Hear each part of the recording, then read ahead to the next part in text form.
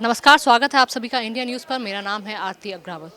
दोस्तों, 2024 चुनाव के लिहाज से बेहद ही महत्वपूर्ण दिन, जहां एक तरफ देश के प्रधानमंत्री नरेंद्र मोदी ने 7वीं लोकसभा के आखिरी सत्र में बड़ा संबोधन किया और दूसरी तरफ देश के गृह मंत्री अमित शाह ने भी कह दिया कि सीएए 2024 चुनाव से पहले लागू होगा, इस पर कोई कन्फ्यूजन मत रखना। जी हाँ दोस्तों, आज देश के प्रधानमंत्री नरेंद्र मोदी ने पिछले 5 साल के कार्यकाल में क्या कुछ हुआ वो सदन में गिनाया और बहुत महत्वपूर्ण बातें कही। और इसके अलावा गृह मंत्री अमित शाह की तरफ से एक बहुत बड़ा दावा किया गया कि 2024 लोकसभा चुनाव से पहले सीएए लागू हो जाएगा। साथ ही उन्होंने कहा है कि अपने मुसलमान भाइयों को डरने की बिल्कुल ज़रूरत नहीं है, किसी भी तरह के बहकावे या कन्फ्यूजन में नहीं आए।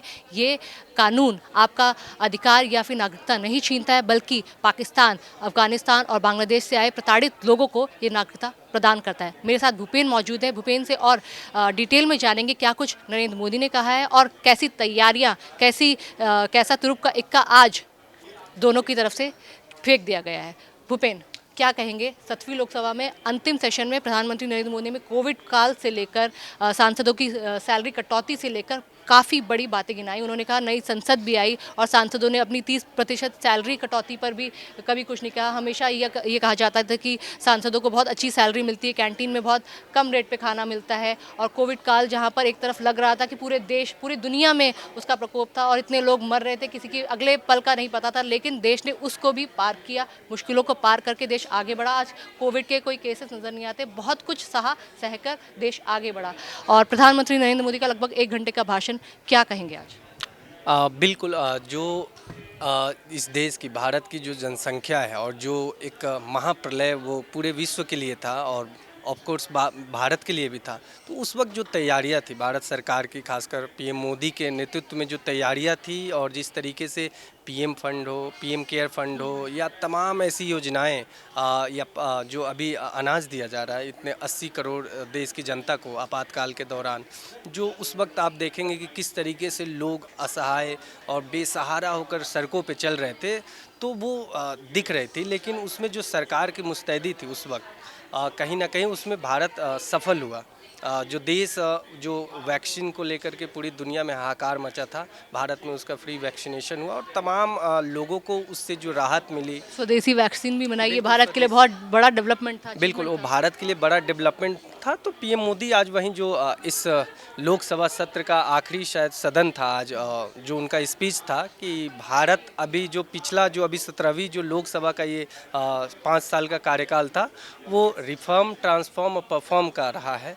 कि एक ही साथ हमने कई ऐसे नियम बनाए, कानून बनाए, उसके खिलाफ विरोध भी हुए, लेकिन हमने वो आंखों से भारत को बदलते हुए देखा कि जो अंग्रेज़ों के द्वारा बनाया गया कई ऐसे कानून था, जो दंड संहिता था या उसको लेके अब जो वो दंड संहिता और न्याय संहिता हो गई है, 75 सालों में बहुत ज़्यादा विकास हुआ, इस चीज़ का भी जिक्र किया है नरेंद्र मोदी ने। मेरा दूसरा सवाल भूपेन आपसे ये है कि प्रधानमंत्री नरेंद्र मोदी ने महिलाओं का जिक्र किया है। उन्होंने कहा है कि नई सदन में आगे आने वाले समय में आप देखेंगे कि महिलाओं की भागीदारी में बहुत बढ़ोतरी होगी।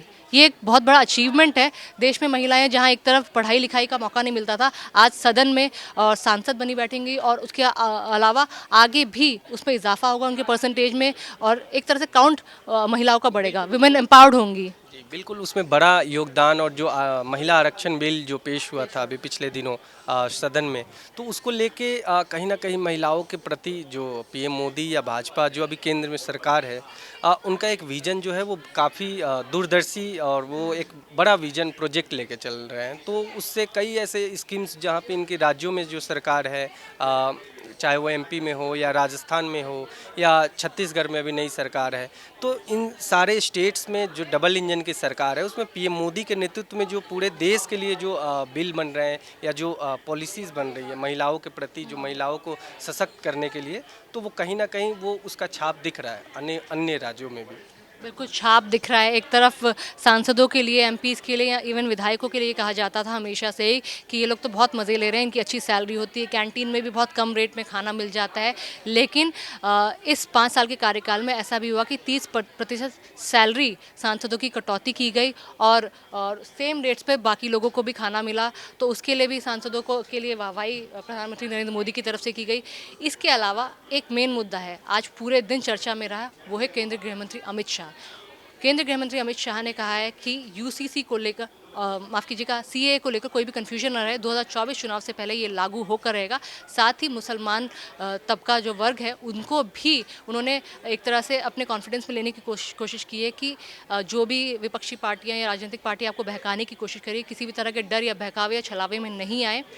ये लागू होकर रहेगा। ये नागरिकता आपको प्रदान करता है, इससे किसी भी डर की जरूरत नहीं, उन्होंने साफ किया है। और साथ ही उन्होंने कहा है कि 400 पार एनडीए गठबंधन को सीटें मिलेगी। 370 सीटें तो खुद बीजेपी अकेले अपने दम पर ले जाएगी। इस पर क्या कहेंगे? ये अभी हफ्ते भर पहले ही प्रधानमंत्री नरेंद्र मोदी ने खुद 400 पार का नारा सदन से दिया था, और आज गृह मंत्री अमित शाह भी कह रहे हैं कि 400 पार एनडीए लाकर ही रहेगी, और नरेंद्र मोदी के नेतृत्व में तीसरी बार नमो हैट्रिक लग पाएगी। क्या कहेंगे? हम लोग वहीं से शुरू करेंगे बात। जो आप कह रहे थे कि मुस्लिम भाइयों को डरने की ज़रूरत नहीं है, किसी के बहकावे में आने की ज़रूरत नहीं है। तो जो सीए को लेकर के जो पूरा नैरेटिव सेट था कि ये मुस्लिम विरोधी है, तो मुसलमानों के पक्ष के तरफ से या विपक्षी नेता जो आरोप लगाते थे कि आपकी नागरिकता को ख़त्म कर दी जाएगी, लेकिन गृह मंत्री अमित शाह ने कहा है कि जो अफ़गानिस्तान, पाकिस्तान और बांग्लादेश से प्रताड़ित जो हिंदू हैं खास करके, उन्हें नागरिकता देने की ये एक तरीके से मुहिम है।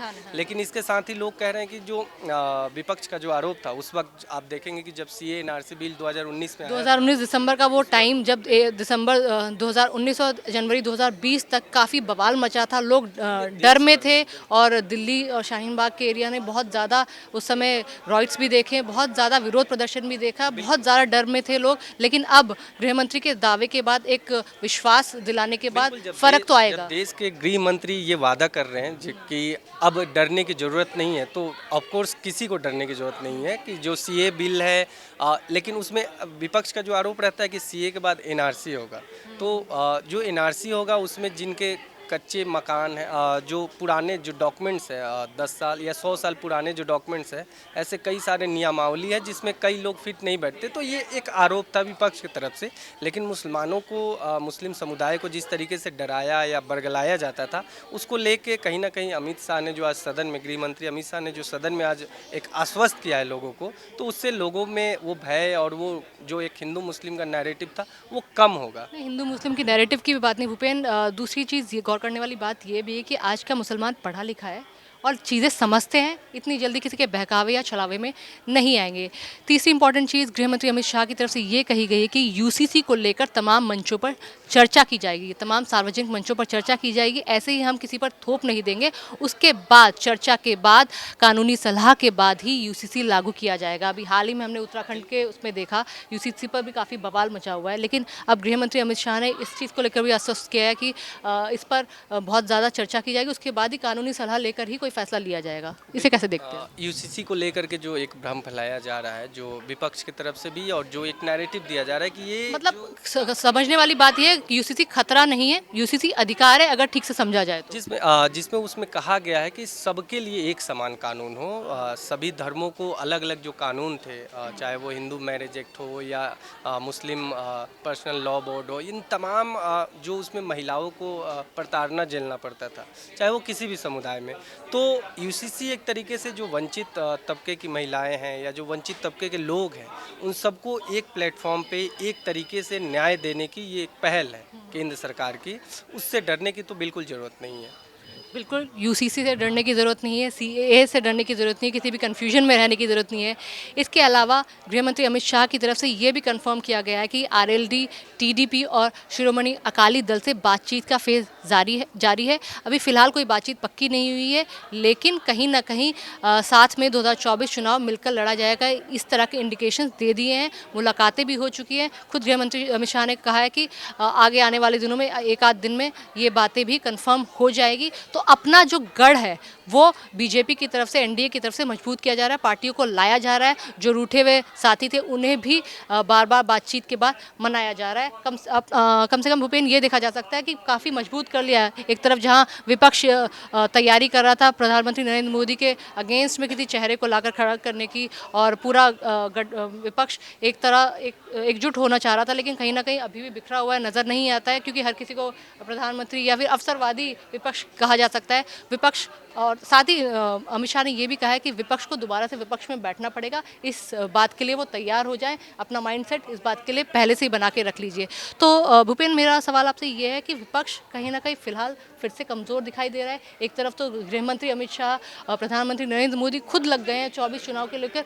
वहाँ विपक्ष की तरफ से एक राहुल गांधी न्याय यात्रा निकाल रहे हैं, अदरवाइज तो कोई तैयारी नज़र नहीं आती ऑन ग्राउंड। क्या कहेंगे? बिल्कुल, जो चुनावी राजनीति होता है उसमें दो पार्टियों की तरफ से अपने खुद का आत्मविश्वास बढ़ाना और विपक्षी को आत्मविश्वास गिराना, ये मेन पहला स्टेप। स्ट्रैटेजी तो अमित शाह चाणक्य हैं, उन्होंने प्ले कर ही दी है। बिल्कुल, तो इसमें आप देखेंगे कि ये जो आत्मविश्वास का क्रोनोलॉजी जो समझेंगे आप बीजेपी की तरफ से, आप देखेंगे कि राम मंदिर से पहले 370, ये जो बीजेपी के चुनावी एजेंडे थे और जो वादे थे कि हम जब सत्ता में आएंगे तो ये चीज़ें उन्होंने भली भांति पूरे उन्होंने किया, तो वो आत्मविश्वास नेचुरली उनका डेवलप हुआ है, जिसलिए वो कह रहे हैं कि 400 के पार हम लोग जाएंगे। तो कहीं ना कहीं आप देखेंगे कि राम मंदिर के बाद आप देखेंगे यूसीसी बिल, फिर अभी आज अमित शाह बोल रहे हैं कि लोकसभा चुनाव से पहले आपको सीए हम लोग पारित कर देंगे और देश में लागू कर देंगे, और ईसीसी को लेकर के जो भय है, जो चिंताएं हैं, उसको हम लोग खुले मंच पे डिस्कस करेंगे सदन के बाद भी, तब उसे लागू किया जाएगा। तो उसको लेकर के और आप देखेंगे कि विपक्ष की जो तैयारी है, जो आप कह रही थी कि राहुल गांधी एक न्याय यात्रा पर निकले हैं, लेकिन विपक्ष जो एक इकट्ठा हो रहा था, कहीं जो एकजुट तो बिल्कुल वो नहीं हो पाया, क्योंकि जो मंचों के अलावा ज़मीन पे नहीं दिखा कहीं भी, क्योंकि ज़मीन पे जब तक वो आएगा तब तक जो वोट ट्रांसफ़र होगा, जो वोट ट्रांसफ़र होते हैं अलग अलग पार्टियों के जो नैरेटिव्स होते हैं या आइडिया होते हैं, लेकिन विपक्ष उससे पहले ही कहीं बिखर गया, टूट गया। जो सबसे बड़े इंडिया अलायंस या कह लें विपक्षी गठबंधन के जो सूत्रधार थे, वो जिस दिन से गए उसके बाद से आप देखेंगे कि लगातार जयंत चौधरी अब जा रहे हैं, मतलब जा नहीं रहे बस ऑफिशियली, अब तो जयंत चौधरी ने तो आज खुद सदन में प्रधानमंत्री नरेंद्र मोदी की जमकर तारीफ की। उन्होंने कहा है कि